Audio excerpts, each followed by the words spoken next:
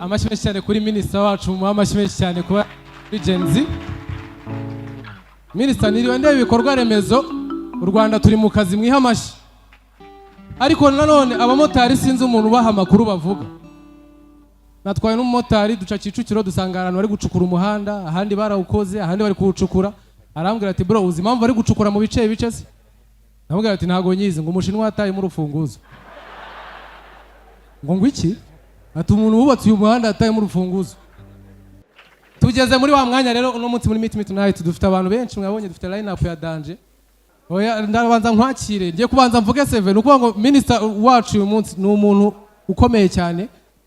Murabizi ko yabaye umunyamakuru generation z'abagenizi, ariko turamuzi sibyo? Ni umuministre w'umunyamakuru w'umufundi uko yize, afite amashuri menshi cyane. Ladies and gentlemen, amashyi cyane twakire minister wacu Jado.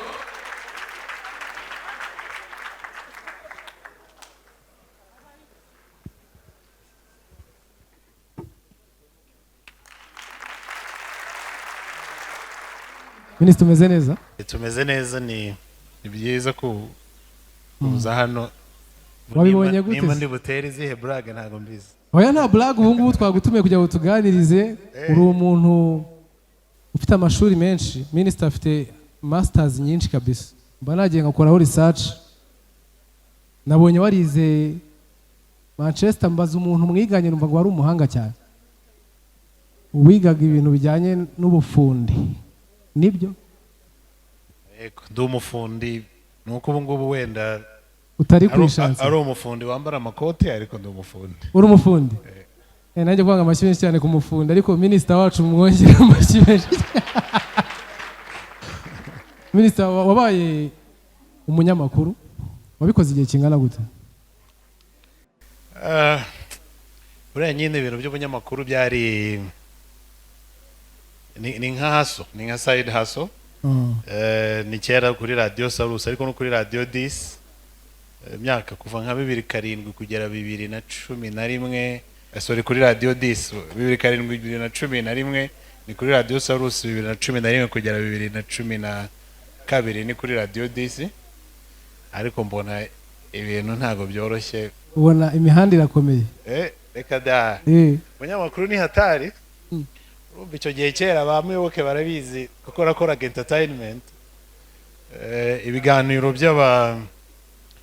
by'abastari, ariko nabaye mina babonye hano ibiganiro by'abastari. Iyo ubikora ni nkaho nawe winduka umustari, ko nakoraga Salus Relax kera, nyuma na kira kiganiro kikuri Radio 10 cyitwa 10 Tonight nitwe twagitangije. Amashyi cyane kuri minister wacu watangiye kira kiganiro nitwe twagitangije. Ariko ikibazo cyabira biganiro, abantu babumva uri umuntu wa Danger sana, babumva uri nk'umuntu w'umuke ukazi. Ibutare rero nta kibazo, kuko ushobora kuva kuri Salus ukagenda n'amaguru ukajya kuri campus na bagenzi bawe nta kibazo. Ariko nageze muri Kigali njya gutura Kimironko, nkorera kuri Radio 10. Iyo ugitangira ntago baba baguhemba, ukajya uva Kimironko ukagenda n'amaguru, abafana mukubitana hagira nk'umuntu ukubona akavuga atari kuyundi wa wundi, ugasanga nyine niba bazi ko uri umuntu urenze, ariko uri umuntu wakubiswe byatari. Mwikofi nta kintu kirimo, ariko izina rigera. Hari restaurant sinzi nimba ikibaho, ubundi hari restaurant ya Kimironko yacuruzaga ibintu byose bikaba ari 500. Hari abantu bayizi Kimironko hafi y'isoko habaga restaurant kuri Vision, banza ari nka Vision. Iyo ni kandi yakoraga amasaha menshi cyane, wagendaga n'amaguru ugatanga dukeya ukariramo, abari kumwe n'abamotari n'ibindi bavuga ati kandi uyu mutipe bana nabonye ari MC hano n'iki, abamotari bose baparitse hari. Ibyo narabibonye, ndavuga rero ibi ngibi ntago bikora, reka nsubire mu bufundi bwanjye. Minister wacu rero ni umufana wa Bulldog. Minister ufana Bulldog? Bulldog, hari undi muhanzi waho mu kwisi utari Bulldog se? Minister wabaye umunyamakuru. Iyo umuntu ari umunyamakuru aba afite imvugo yiwe. Introduction yawe iyo wakiraga nk'umustar ugiye kwimagina ko ngewe ndi bulldog noneho ugiye kunyakira muri studio ugiye kwiyibutsa ibyo bihe ukoreshe nyine ku buryo tuhita tumenya ko ari wowe uri onoya none ahangaha. naravugaga gute harya byibuke naravugaga nti cyara tukiri kuri Sarusi ni radio Sarusi nitwa Henri Jado wihanganye turi kumwe n'umuhanzi wa mbere ku isi wa rap na hip hop Bulldog se bamuha amashyi kuri radio karibu Bulldog.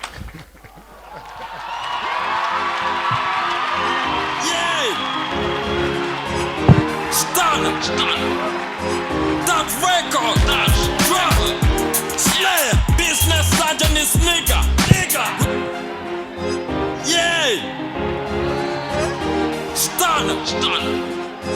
That record, drop, slayer, business sergeant is nigga.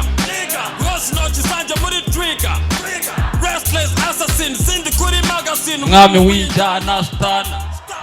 Agaba ibitero mu muziki baramuzi no mu Bubiligi since niba hari benshi bazi byonse nkanjye niba bahari abo n'abatama bande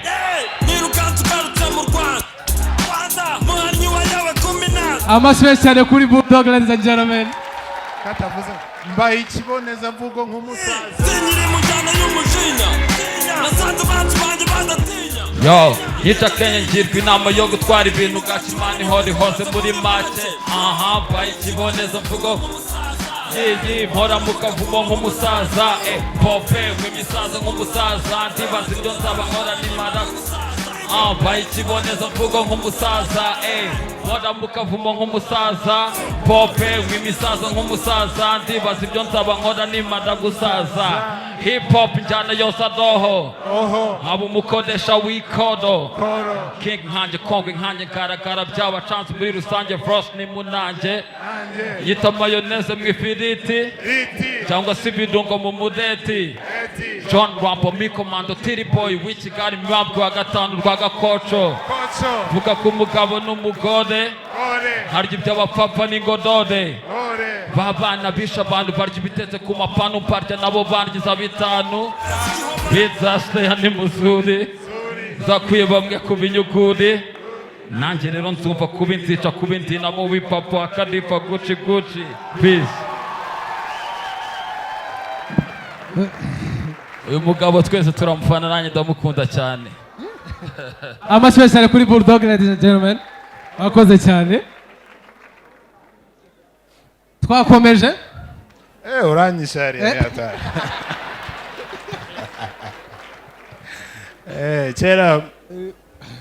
kera hano twabaga dufite ubundi muhanzi nawe w'umuntu ariko ntabwo mwamumenye hari uwitwa Majid the Black ariko kera habaga umuntu witwa The Black akagira umuntu yemera rero muri Tough Gang nanjye nkemera Bulldog tukajya tuburana ibintu by'imirongo abaraperi b'iki gihe harya bararapa nabo bimeze bite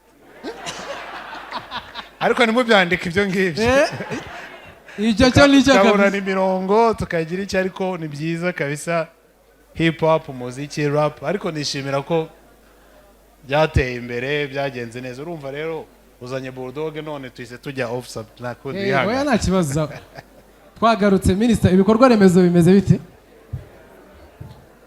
so ibikorwa remezo bimeze neza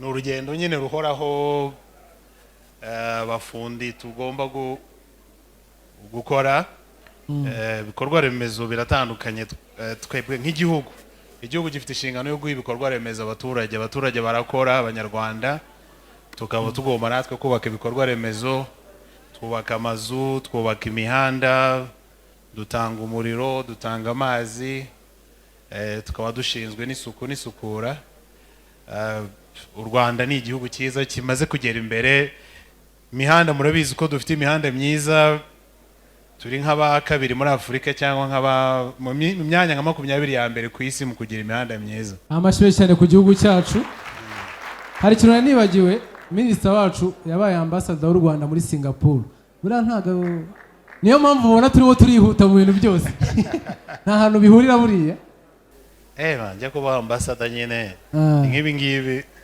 njye ntabwo nari nagahuye na ambassador mu buzima bwanjye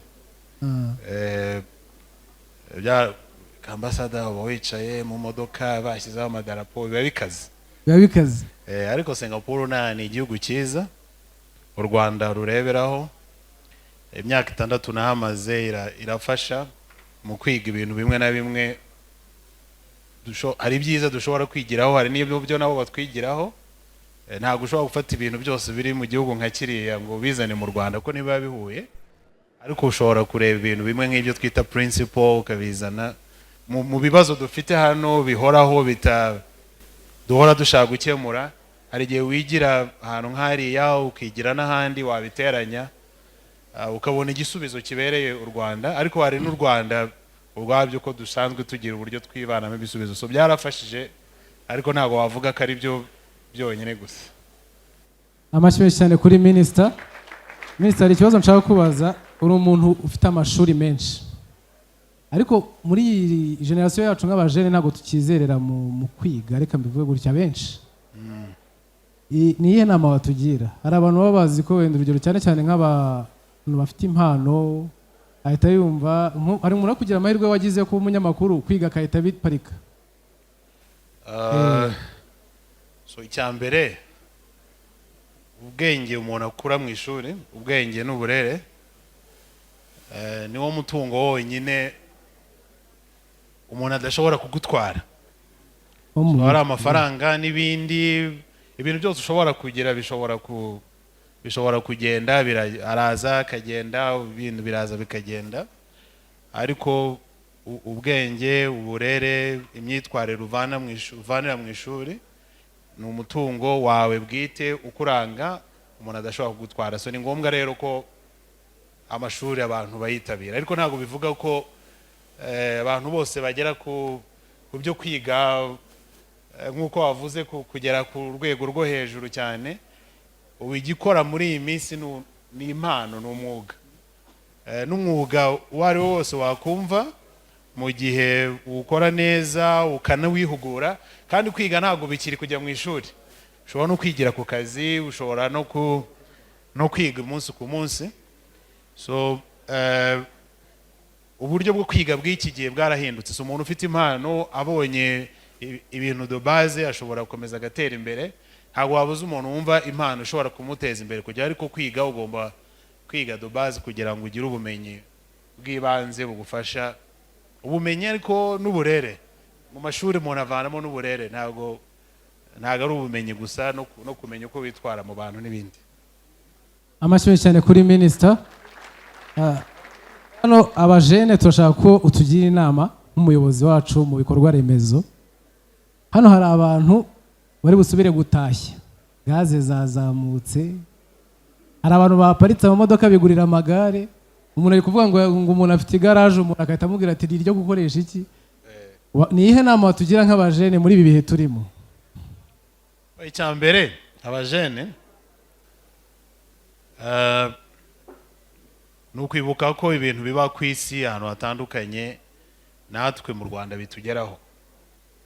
Tumaze iminsi ntimukurikira se uretse komedi gusa nimukurikira wa muntu ubyuka mu gitondo bamurakaje niba byagenze bite nimugoroba intambara zigahita zitangira. Ibyo bintu bitugiraho ingaruka natwe mu gihugu. Ibintu tumaze igihe tubona muri biriya bihugu bitugeraho ingaruka byatugizeho ingaruka rero no mu bijyanye cyane cyane n'ibikomoka kuri peteroli bituma twinjira mu bihe bidasanzwe. Ntabwo u Rwanda ukurikije uko rumeze ari igihugu kiri ukwacyo ni igihugu gifite na disadvantage ugereranyije n'ibindi kuko turi landlocked. So iyo hagize ikibazo kibaye rero tugira ikibazo cyane cyane mu bijyanye n'ibikomoka kuri peteroli.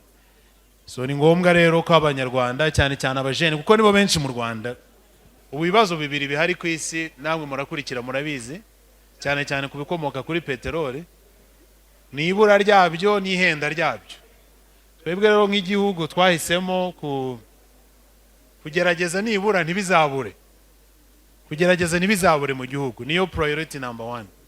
Hanyuma priority zindi guhenda ni ukuvuga ngo niyo byaboneka bihenze ariko ntibizigere bibura. Muri uko rero ko kugira ngo tutabura hari ibyo dukora buri munsi ku munsi nka leta y'u Rwanda ariko ibintu bikomeye cyane bituruka muri mwebwe mu banyarwanda. Niyo twagera dute ni udahinduye imyitwarire kugira ngo witware nk'umuntu uri mu bihe bidasanzwe, nazo twazageraho tukabibura. Ku bajene icyo umuntu yavuga, tujya tuvuga nko kwirinda ingendo zidasanzwe, naho zo mbitekerezaho nimugoroba nibaza ikintu umuntu yababwira. Ndavuga nti iyo dusobanura ngo abantu batangire kumenya ibyo batwika iyo bagenda tubigenza dute. Uri nk'umujene ufite umusheri, nimba wari usanzwe umusura 5, ushobora kumusura 2 wenda ukamara igihe kirekire ariko bikaba bimeze neza. cyangwa se niba mufite plot, harya mubyita plot, niba mufite plot ahantu mwese mufite imodoka 5, 6 mushobora kugenda mu modoka imwe. Ariko muri iyi minsi rero sinzi mwe mwarabibonye, na bisi zagiyeho, twazihaye ubushobozi, twazihaye n'inzira zayo. Ubu ngubu flex ni ukugenda muri bisi. So ya mafaranga mwatangaga kuri moto, umuntu aguhamagaye ati ntegera akamoto, wamubwira ngo gera muri bisi sheri akazakugeraho. Ibyo byose ni ibintu bidufasha. Icyo bifasha, icyo dushaka kuvuga ni ukugerageza kureba uko buri wese agabanya ibyo wakoresha kugira ngo tuzagumane peteroli mu gihugu. Naho ibicanwa byo nabyo nuko icyo dushaka nuko bitabura mu gihugu, ariko guhenda byo birakomeza, n'abantu kubyitegura bagatangira no kugabanya ibyo bakoresha. Hari umuntu wanditse ngo kubera gaze yayuriye ngo ubu ni uguteka icyayi utekeyemo n'amagi kugira ngo imibare itaza kugorana. Bisaba abantu bakomeza kubaho. Icyo tuvuga ngo bitabura ni ukubaho, ariko munakirinda gusesagura. Ubundi ibintu abajene ukirinda gusesagura. Ariko ibihe nk'ibi binatwigisha no gutegura n'ibindi bintu. Urugero, bisigaye bibaho no gutekesha n'amashanyarazi y'izuba. Hari ababikora, hari abajene mu Rwanda babikora, abantu bagatekereza kubijyaho. Ariko cyane cyane ni ukwirinda gusesagura, kurondereza. Ariko ikibazo gikomeye cyane kiri muri peteroli, niho iri mu myitwarire iyo bihindutse. Amashyi cyane kuri Minister. Minister, ikindi kibazo nshaka kubaza, 2007 warakoraga.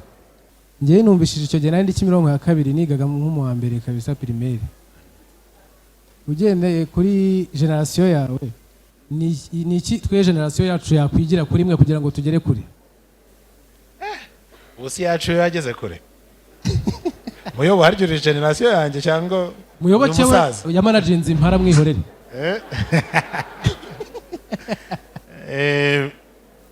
Icyambere twese tuba dufite inshingano nk'urubyiruko. Ubwo nyine hano mpinduka umusaza, ariko hari aho ngera nanjye nk'urubyiruko. Dufite inshingano nk'urubyiruko gukomeza kubaka igihugu cyiza. Njye nageze hano nabonye ibintu mukora kabisa, niyo mpamvu mbuze ukuntu nsubiza kwiga. Ni ibintu birenze man. Birarenze, merci beaucoup. Ni ibintu birenze. Nageze hano mbonye ibintu mukora naho mugeze n'ibindi. Ntabwo ushobora kuvuga ngo jari generation ikeneye kwigisha indi. Ikinyenzo nuko twese twumva ko muri generation zose zitandukanye tugomba kubaka igihugu, buri wese nuko abishoboye. Abatubanjirije bari bafite ibibazo bitandukanye n'ibyacu. Twebwe dufite ubu nitwe tumaze gukura, dufite abana, dufite ingo, dufite inshingano, dufite ibibazo tugomba gukemura. Ariko n'abajene batoya mufite ibibazo. Ikinyenzo nuko umugambi ukomeza kuba umwe, ntabwo wavuga ko ari ikintu umwe yigisha undi. Amashyi cyane kuri Minister.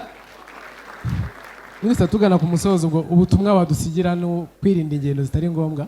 Nshaka kudusigira message tugomba kugenderaho, ibintu byose ntihagire icyangirika. Ubu se ndavuga kuki? Ndavuga kuri Bulldog, ku bufundi. Turajya ku bufundi. Ku bufundi. Ku bikorwa remezo. Ibikorwa remezo nibyo turi buvugeho. Icyambere, abajene, sinzi niba muri kunyumva. Muranyumva abajene?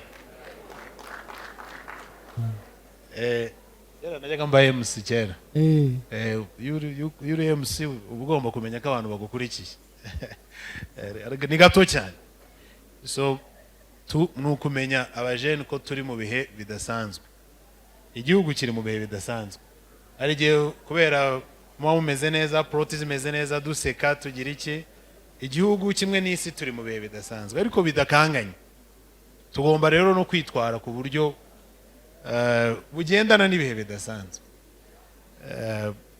twebwe nka leta nka guverinoma duhorana ingamba zituma igihugu gikomeza gukora ariko ntabwo dushobora kubigeraho namwe ntacyo mudafite icyo mudufasha ibi bintu bijyanye n'ibikomoka kuri peteroli ibijyanye n'ibiciro byo nk'uko nabivuze uko bizamuka ku masoko mpuzamahanga bizakomeza kuzamuka leta y'u Rwanda guverinoma ikomeza gukora uko ishoboye igakora nkunganire igakoresha ingamba kugira ngo mwese mubashe kubona uko mubaho ubuzima n'ibindi n'inshingano zacu ariko ntabwo icyo wakora cyose ntabwo bizabuza ko bishobora no kongera kuzamuka ariko icyo twifuza nk'u Rwanda nuko bitabura ntimwabibonye ko hari ahandi byabuze mwarabibonye hari ahandi urumva wenda niba mutanabikurikira ariko hari ahandi byabuze turifuza ko bitabura kugira ngo bitabura mu gihugu tuzafata ingamba ariko turagira ngo namwe mufate izo ngamba ibira byo kudasesagura byo kwirinda ingendo zitari ngombwa byo gukoresha amabisi mukoresha amabisi twayahaye imirongo yayo kandi bira twita dedicated bus lane bisi ni nziza kandi bimaze kugenda neza mu gihe cy'icyumweru kimwe tumaze kongeraho hafi abagenzi 10,000 turashaka no kubyagura bijye n'ahandi dukurikizeho za Nyamirambo n'ahandi so nimuzikoresha cyane uko ziriho zirabafasha gusevinga ariko nimudajya no muri bisi mushyire hamwe mugende mu modoka zimwe mbese mudufashe kugira ngo ibyo dufite mu gihugu bidashira vuba ariko nta kibazo nyine n'ubundi abanyarwanda siko turi abanyarwanda tuzakomeza kubikora neza kandi tuzafatanya ndabizi kuko dufite n'ibindi bihe bidasanzwe twagiye ducamo amashwe cyane kuri minister cyo kwakira ibibazo nka 2 gusa abaho no kubaza ibibazo se ibibazo nka 2 gusa ubundi umuntu ufite ikibazo ashaka kubaza cyangwa anyway ntabwo ngiye kubaza no gushima no gutuma honorable minister me personally inshuti yanjye big time kuva muri 2006 ujye ubyibuka ko waje muri debara aho twari mu biro na Tom Close ukambwira ngo nimusinyishe uyu niwe wambwira nisinyishe Tom Close uzama make ryari uyu mugabo ni inshuti yanjye ni minister ariko umwana mwiza ukunda urubyiruko ukunda hip hop nimurebe Bulldog niwe wajyaga nategura ibitaramo akambwira ati ndabaye MC ariko hagomba kuba harimo muraperi yakundaga rap n'ikimenyimenyi icyumba cya rap mwaramubonye ko arimo kubyina kurusha abandi bantu bose bari bahari thank you so much minister muri urwo rugendo rero ari umunyamakuru niwe muntu wa mbere wavugaga inkuru ikiganiro kikarangira avuga ku muziki nyarwanda ngewe ugeze ku muziki nyarwanda n'imyaka mazemo ndanezerwamo n'abantu nk'aha utubwirire nyakubahwa perezida wa repubulika ko twishimiye tubonye ashyizeho ba minisita b'abajeni bakunda entertainment nkawe nkabona reba mukaza Ireneri n'abandi bose na minisita wacu w'urubyiruko ni ibintu byiza ni ibintu bituma n'abandi batinyuka murabizi iyo tubonye ba diplomate cyangwa abo ba honorable ubona bose bifashe batirekura kugira ngo baze baceze babyarane n'abajeni jya ubabwira yuko abo bajeni babonye baranezerwa bakaza bakabona yuko na guverinoma ibatekereza so rero nagira ngo icyo navuga kugira ngo nkutume cyari icyo ngicyo ugenda utubwirire n'abandi bose cabinet mwamwicaranye ubabwira uti abajeni baba bashaka kumenya na ya makuru yanyu kera mwari mubaye kuko nabo babayeho abajeni ndagushimiye unashimiye na madamu n'abana bansuriza murakoze cyane muyoboke ariko mwamuhaye indabo ze mwongere mu muhamashyi mu muhinda woze muyoboke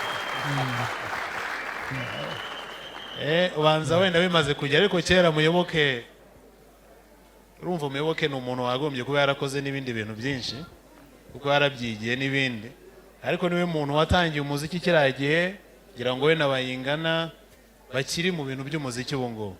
Wenda munacyari bato nimubizi, aho wabasangaga bari kumwe na ba Tom Close ari gukonvenka Tom Close, ni abantu babaga ari aho ngaho bavuye mu madoro ya kaminuza, ariko babaye abantu bakomeye, bazana Tom, bazana Ben, bazana Dream Boys, ariko Dream Boys aracyabaho, Platini yabaye P. So Muyoboke mu muhamashyi kabisa yarafashije cyane. Urakoze Muyoboke, message twayumvishe, kandi abanyarwanda nyine nibo dukorera, tuzakomeza kubikora. Yes, murakoze. Minister, nakabazo gatoya n'igitekerezo mbifuzaho. Ubanza bimwe mwaharaniye cyagiye uri kuri radio, ubu noneho turi kubyinjoyinga.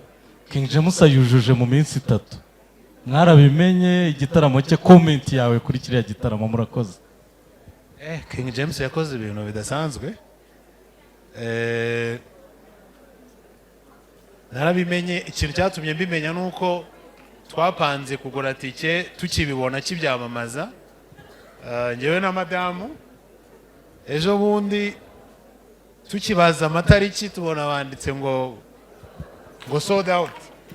Ngira ngo ni bya bindi, hari ibintu ngo muri iki gihe by'uko umuntu atwika kugira ngo abantu baze, ariko kabisa ugiye muri system ukabona bari sold out.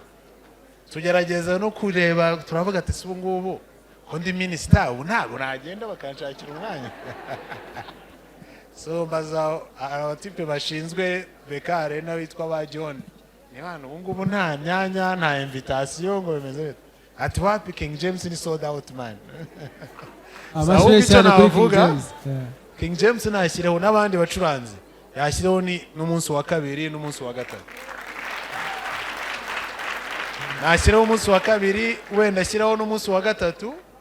Buri ubutaha icyo twifuza kuzabona, nyewe mbajije icyo nifuza kubona mu bahanzi bose b'abanyarwanda, iriya stade Amahoro twubatse tuvuna, kiriya gikorwa remezo twubatse tuvuna. Turashaka umuhanzi umwe uyuzuza wenyine w'umunyarwanda, tuzamushyigikira. So James nibibana iminsi 3 atwimurire muri stade Amahoro nta kibazo. Minister, wakoze cyane kuza kutuganiriza, wakoze cyane.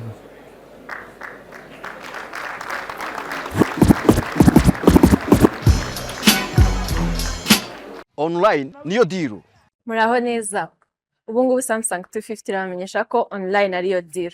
Ushobora gukenera product yose muri Samsung 250, ushobora kunyura ku mbuga nkoranyambaga zacu arizo TikTok na Instagram, twitwa Samsung 250 Rwanda. None ikiza cyuko ushobora gupacezingira product online, uko ushobora kuyibona ku giciro kiri hasi cyane kurusha icyo kuri shop. Ikindi kandi ushobora kubona free delivery. Online niyo deal.